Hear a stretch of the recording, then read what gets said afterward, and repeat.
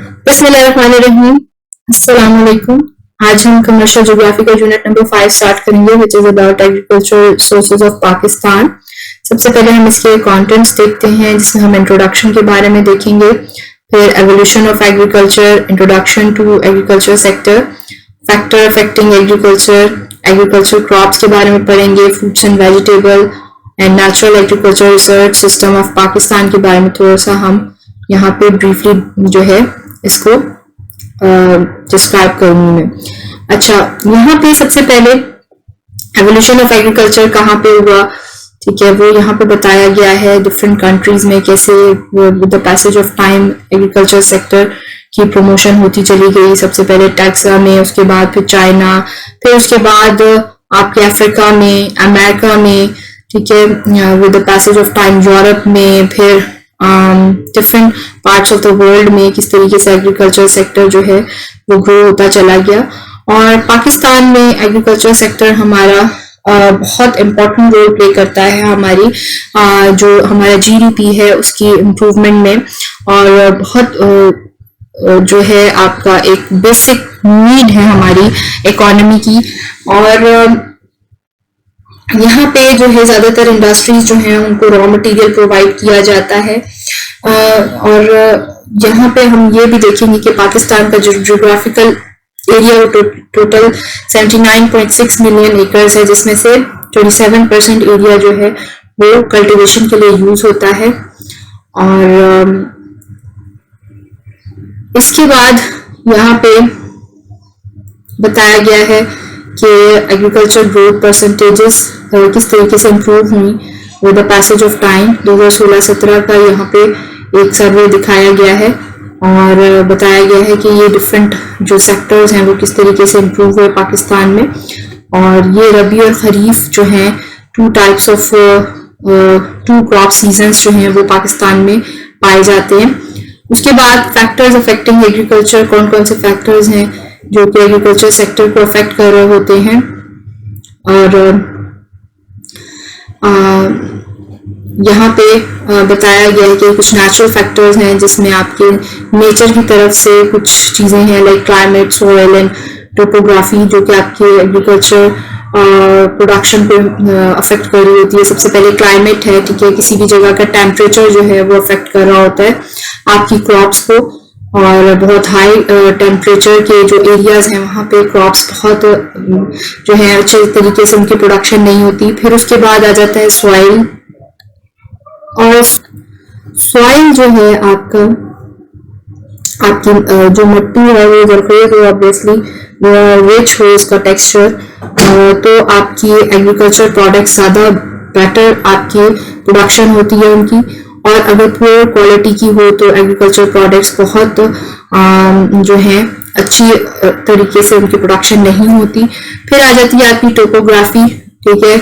Topography जो है देखा जाता है कि कौन सी जगह को, किस लैंड को किस तरह से बेटर वे में आप यूज कर सकते हैं, और बैरन लैंड को आप जो है हिली एरियाज और बैरन लैंड को आप प्लेन लैंड में कल्टीवेशन के लिए किस तरीके से, किन मेथड्स के थ्रू आप उसको जो है यूज कर सकते हैं फॉर एग्रीकल्चर प्रोडक्शन, ठीक है। फिर आ जाते हैं आपके इकोनॉमिक फैक्टर्स। अच्छा जी, इकोनॉमिक फैक्टर्स में आपकी ट्रांसपोर्टेशन फैसिलिटीज आ जाती हैं। ऑब्वियसली ज़्यादा बेहतर ट्रांसपोर्टेशन फैसिलिटीज होंगी तो जो आपके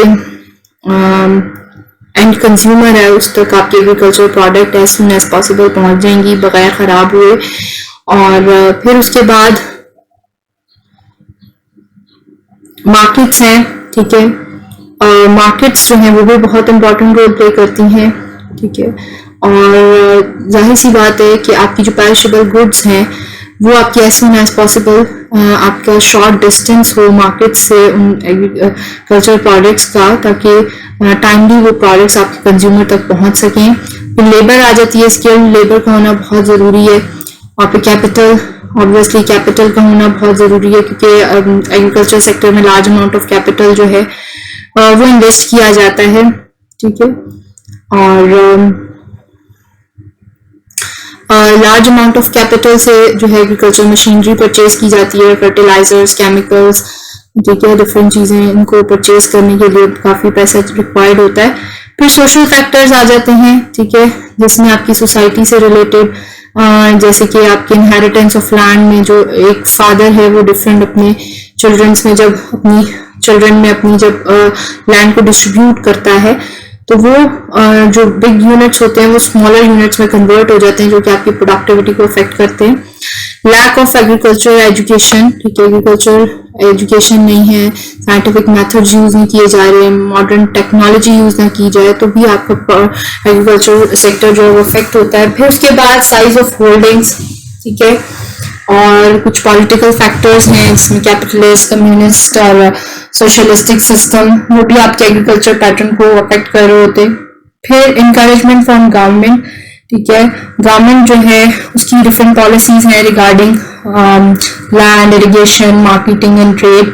सही, उसके बाद सिक्योरिटी ऑफ फार्मर्स राइट, ठीक है, अगर फार्मर्स के राइट्स जो हैं वो उनके अकॉर्डिंग टू देयर इंटरेस्ट, उनके राइट्स अंडर लॉ उनका ख्याल किया जाएगा, गवर्नमेंट की तरफ से उनकी प्रोटेक्शन की जाएगी, तो ऑब्वियसली एग्रीकल्चर सेक्टर जो है वो ज्यादा इम्प्रूव होगा। फिर उसके बाद कुछ एग्रीकल्चर क्रॉप्स हैं पाकिस्तान में जिसमें आपकी वीट है, ठीक है, ये वीट जो है उससे रिलेटेड फैक्ट्स एंड फिगर्स दिए गए हैं, किस तरीके से इसकी प्रोडक्शन इंक्रीज हो रही है। फिर राइस है, उसकी प्रोडक्शन से रिलेटेड आपकी फैक्ट्स एंड फिगर्स दिए गए हैं। और फिर उसके बाद आपकी मेज है, उससे रिलेटेड फैक्ट्स एंड फिगर्स दिए गए हैं। शुगर केन है, और फिर उसके बाद कॉटन है, ये सबकी फैक्ट्स एंड फिगर्स बताई गई हैं कि कितनी कितनी पाकिस्तान में जो है इनकी प्रोडक्शन हो रही है। फिर उसके बाद आ जाते हैं आपके फ्रूट्स एंड वेजिटेबल्स, ठीक है, जिसमें पंजाब में आपके 54% फ्रूट्स जो है उनकी प्रोडक्शन होती है, सिंध में 16%, बलूचिस्तान में 22% एंड केपीके में 8% फ्रूट्स की प्रोडक्शन होती है। और ये देखिए डिफरेंट फ्रूट्स जो हैं उनकी production with the passage of time किस तरीके से इंक्रीज हुई है, ये बताया गया है। फिर वेजिटेबल्स आ जाती हैं कि पाकिस्तान में जो है आपकी पंजाब में 63% ऑफ वेजिटेबल्स जो हैं वो प्रोड्यूस की जाती हैं, सिंध में 14%, बलूचिस्तान में 12% और केपीके में 11%। पोटैटो जो है वो आपका जो आपकी 20% ऑफ द टोटल प्रोडक्शन में इसका इम्पोर्टेंट रोल है। अच्छा, उसके बाद अनियन है, टोमेटो है, कॉलीफ्लावर है, ठीक है, और उनसे रिलेटेड बताया गया है कि किस किस सीजन में ये तमाम आपकी जो वेजिटेबल्स हैं उनको ग्रो किया जाता है। चिलीज है, टर्निप है, और फ्रूट्स के बारे में बताया गया है कौन कौन से फ्रूट्स जो है पाकिस्तान में पाए जाते हैं और किस किस जगह पे पाए जाते हैं, जिसमें आप ऑरेंज के बारे में बताया गया है, मैंगो के बारे में बताया गया है, ठीक है, फिर वाटरमेलन, फालसे, पीचेस, ठीक है, जामन।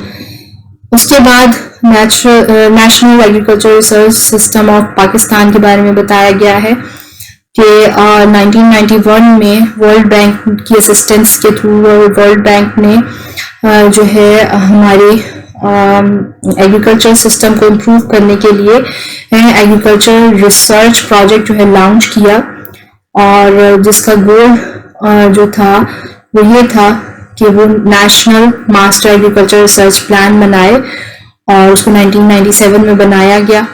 उसके बाद फिर जो है फेडरल लेवल पे 74 रिसर्च एस्टैब्लिशमेंट्स जो हैं वो की गई है, 106 रिसर्च इंस्टीट्यूशंस बनाए गए, जिससे भी आपकी रिसर्च जो है उससे भी इम्प्रूवमेंट हुई प्रोडक्टिविटी में। ये आपका पाकिस्तान एग्रीकल्चर रिसर्च काउंसिल है जिसकी ये डिफरेंट विंग्स हैं, और वो आपके एग्रीकल्चर सेक्टर की प्रमोशन के लिए और काम कर रहे हैं, ठीक है। ये था आपका यूनिट नंबर 5। Thank you.